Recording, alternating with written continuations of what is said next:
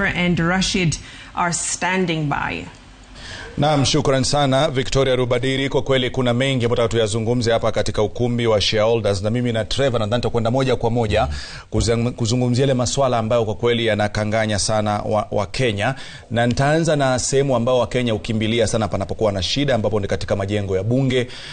Na niko na kiongozi hapa ambaye si mwingine ni ndugu yetu Robert Mbiu. Tutakazungumza kwa zaidi kwa asilimia 100. Kwanza, kama kiongozi unaipa asilimia ngapi serikali ya Kenya Kwanza katika swala zima la gharama ya maisha? Thank you. I think I would give them about 10%. And 10% just because they've shown up in the office every day in neat suits.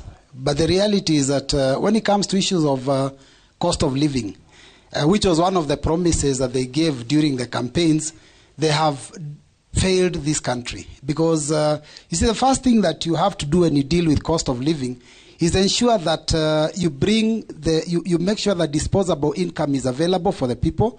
At the same time, of course, then you ensure that the prices of goods and services are also lowered. Now, the minute they brought the finance bill, the first finance bill under this administration, they pushed up the tax regime that raised the cost of all goods and services. Because the minute you touch on fuel, then everything goes up, because fuel touches on transportation, fuel touches on the cost of electricity, fuel touches on everything. So basically, even manufacturing. So basically what happened is that the cost of all goods and services went up.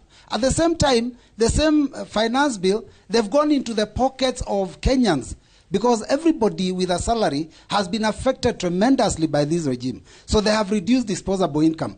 Those people are being made to pay. People are being made to pay for a levy for, I think, housing. Yeah. You are aware that there is a proposal now to even raise the hospital insurance fund. Yeah. So basically, what they have done is raise the cost of goods and services and reduce the amount of money that is available for expenditure. Okay. So how then do you expect the country to move forward? So it's a 10%. Let me bring in Willis again on this. And Willis is an advocate of the High Court and also a Secretary General of Fina Party.